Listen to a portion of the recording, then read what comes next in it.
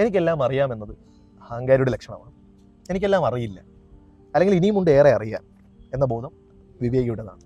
കാരണം അവർക്കേ പുതുതായിട്ട് എന്തെങ്കിലും പഠിക്കാനായിട്ടുള്ള കഴിയത്തുള്ളൂ. അല്ലാത്തവർ ആത്മജ്ഞാനികളാണ്. ഇനിയൊന്നും പഠിക്കാനില്ല എന്നതിൽ ജീവിക്കുന്നവർ കിണറ്റിലെ തവളകൾക്ക് സമാണല്ലോ. നമ്മളൊക്കെ ഈ മണ്ണിൽ ജനിക്കുന്നത് ഒന്നും അറിയാതെയല്ലല്ലോ. അറിയും തോറും മനസ്സിൻ്റെ വെളിച്ചം കൂടും. ഒത്തിരി അറിയാനുള്ള ശക്തിയുമായിട്ടാണ് നമ്മളൊക്കെ പിറന്നു വീഴുന്നത്.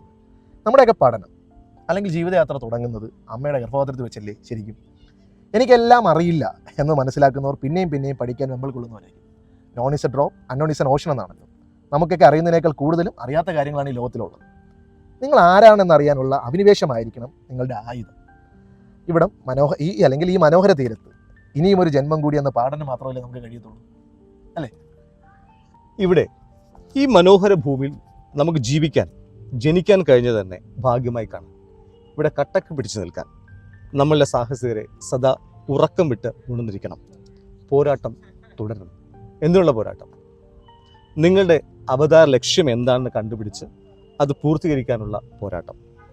നമുക്ക് ചുറ്റുമുള്ള മനുഷ്യരെ ചേർത്ത് പിടിക്കാനുള്ള പോരാട്ടം. ഈ ലോകത്തിന് നിങ്ങളൊരു മാതൃകയായി മാറാനുള്ള പോരാട്ടം. ഈ ലോകത്ത് നിങ്ങളെ സുന്ദരമായി കാണിച്ചു കൊടുക്കാനുള്ള പോരാട്ടം. അങ്ങനെ നിരവധി പോരാട്ടങ്ങൾ. ആ പോരാട്ടത്തിൽ വിജയിക്കാൻ ആദ്യം എനിക്ക് ഒന്നും അറിയില്ല എന്നും ഇനിയും പലതും പഠിക്കാനുണ്ടെന്നും സ്വയം പുതുക്കൽ തന്നെയാണ് നമ്മളെ പുതിയ മനുഷ്യരാക്കി മാറ്റുന്നതെന്നും ഓർത്തു വെക്കേണ്ടതുണ്ട്.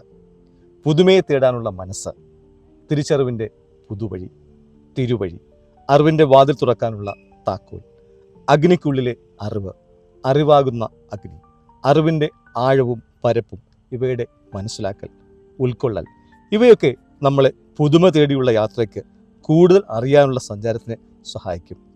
വെറുതെ ഇരിക്കുമ്പോഴും സഞ്ചരിച്ചു കൊണ്ടിരിക്കുക ആണല്ലോ നമ്മുടെ എല്ലാവരുടെയും മനസ്സിൻ്റെ സഞ്ചാരം. ദിക്കറിഞ്ഞുള്ള യാത്ര എത്ര എളുപ്പമാണ്. സ്വന്തം ലക്ഷ്യത്തിലേക്ക് എത്താൻ ഗൂഗിൾ മാപ്പ് ഇടണോ?